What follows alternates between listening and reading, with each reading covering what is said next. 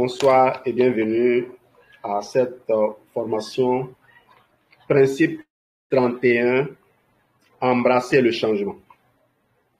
Le changement est la loi de la vie et ceux dont le regard est tourné vers le passé ou le présent sont certains de rater l'avenir.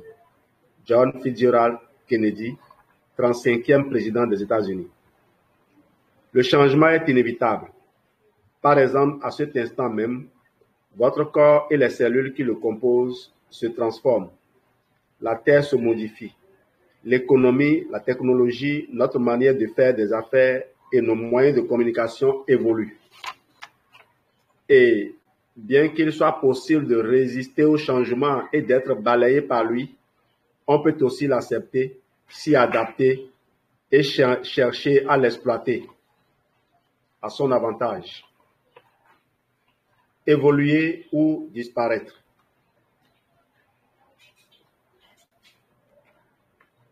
Évoluer ou disparaître.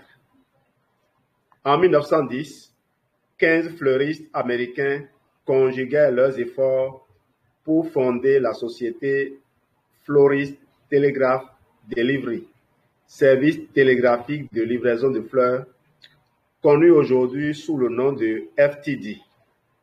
En utilisant le télégraphe, il devint possible de faire livrer des fleurs à des clients se trouvant à des milliers de kilomètres de distance.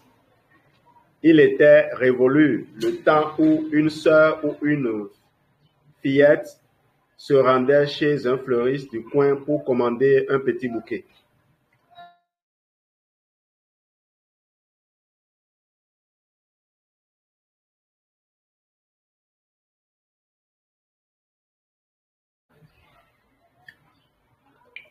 Il était révolu le temps où une sœur ou une fillette se rendait chez un fleuriste du coin pour commander un petit bouquet. Les membres d'une même famille étaient maintenant dispersés aux quatre coins du continent, à des milliers de kilomètres de leur lieu de naissance. La société FTD a vu le jour et a prospéré parce qu'elle a su reconnaître cette nouvelle tendance démographique et la conjuguer à l'invention du télégraphe qui était alors un tout nouveau moyen de communication. À peu près à la même époque, l'industrie ferroviaire américaine a commencé à voir poindre à l'horizon de nouveaux moyens de transport comme l'automobile et l'avion. Mais contrairement aux autres industries qui se sont adaptées à ces nouveaux arrivants, l'industrie ferroviaire a résisté. Ses dirigeants croyaient faire partie d'un monde à part. Ils n'ont pas reconnu que le rail appartenait aussi au secteur économique du transport des biens et des passagers. Ils n'ont pas évalué correctement la nature de ces nouveaux compétiteurs qui venaient les affronter sur leur propre terrain. Ils n'ont pas évolué. Par conséquent, les sociétés ferroviaires ont pratiquement disparu. Comment devez-vous évoluer? Lorsque le changement survient, vous pouvez en faire votre allié et apprendre à l'exploiter à votre profit, ou vous pouvez lui résister et le laisser éventuellement vous piétiner. C'est à votre choix. Si vous manifestez de l'intérêt envers le changement et l'acceptez volontiers comme un fait inévitable de l'existence, et si vous cherchez des moyens de l'exploiter pour enrichir votre vie, la rendre plus facile et plus épanouissante, vous vous faciliterez beaucoup les choses. Le changement vous apparaîtra comme une occasion de grandir et de vivre de nouvelles expériences.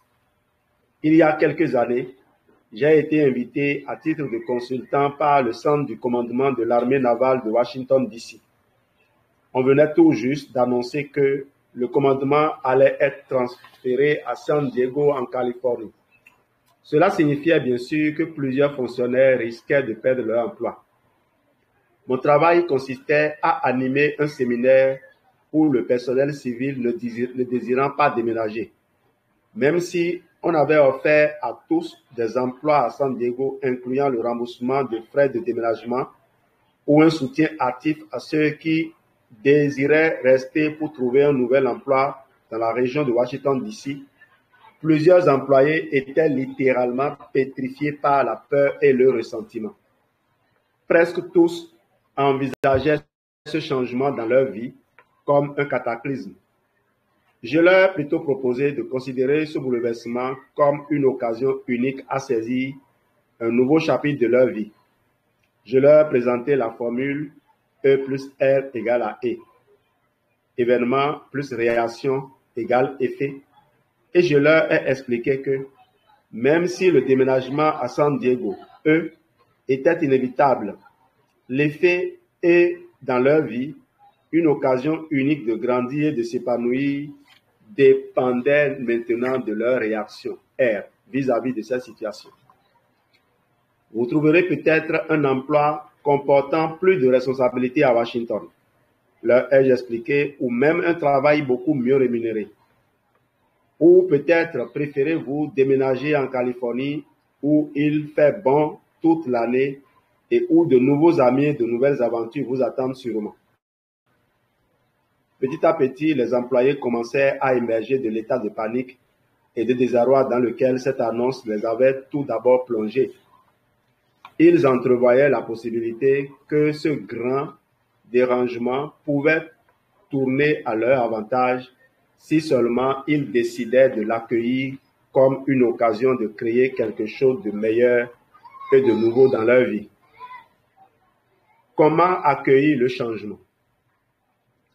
J'ai compris qu'il y avait deux grandes catégories de changements, le changement cyclique et le changement structurel, et que nous ne pouvions contrôler ni l'un ni l'autre. Les changements cycliques, comme les fluctuations du marché boursier, se produisent plusieurs fois par année. Les prix montent et descendent, la bourse s'emballe et entre plus tard en récession. Il y a les changements saisonniers de température, les dépenses des consommateurs pendant la période des fêtes, l'augmentation et la fréquence des voyages pendant les vacances, etc. Ces variations surgissent périodiquement et nous les acceptons comme des choses normales de la vie. Mais il y a aussi des changements structuraux comme l'invention de l'ordinateur qui a complètement bouleversé notre façon de vivre, de travailler, de recevoir l'information et de faire des achats. Lorsque de tels changements se produisent, ils sont définitifs et rien ne saurait amener les choses comme elles étaient auparavant. Et ce sont précisément les changements de cette nature qui vous écrasent si vous tentez de leur résister. Revenons à nos exemples précédents. La réaction des employés par rapport à la décision du commandement naval de déménager, la décision des fleuristes associés du FTD de profiter d'un nouveau moyen de communication ou l'immobilisme de l'industrie ferroviaire. Alors, embrasserez-vous les changements structuraux, vous en servirez-vous pour améliorer votre vie ou leur résisterez-vous? Essayez de vous remémorer une époque où vous avez vécu un changement, mais que vous lui avez résisté. Peut-être s'agissait-il d'un déménagement, d'une nouvelle fonction, d'un changement de fournisseur, de l'introduction d'une nouvelle technologie dans votre entreprise, d'un changement d'administration ou même simplement du départ de votre adolescent pour le collège, le genre de bouleversement que vous allez devoir affronter un jour ou l'autre et que vous avez d'abord accueilli comme si c'était la fin du monde. Que s'est-il passé lorsque vous avez finalement accepté le vent du changement? Votre vie s'est-elle améliorée avec le temps? En rétrospective, pouvez-vous dire, je suis très heureux des résultats que cette transition a apportés. J'ai constaté avec bonheur une nette amélioration dans mon existence par la suite. Si vous pouvez toujours garder à l'esprit que vous avez déjà vécu des changements dans le passé et que la plupart ont été à votre avantage, vous pouvez aborder ceux qui surviennent aujourd'hui avec enthousiasme parce que vous êtes animé du désir de voir ce que l'avenir vous réserve. Pour vous aider à l'accueillir positivement, posez-vous ces questions. Quel est le changement qui se produit dans ma vie maintenant? Pourquoi est-ce que je m'oppose à ce changement? Qu'est-ce qui me fait peur dans cette nouvelle situation? Pourquoi ai-je peur de ce qui peut arriver? Quel est mon intérêt à défendre le statu quo? Combien ma résistance à ce changement me coûte-t-elle? Quels seraient les avantages si j'acceptais ce changement? Que dois-je faire pour m'y associer? Qu'est-ce que je dois faire maintenant pour m'y adapter? Quand vais-je l'accueillir? Merci de votre excellente attention. Je vous propose de réécouter immédiatement ce principe, de le recopier. Je partage juste mon expérience personnelle. Excellente suite de journée. On passe à la formation suivante.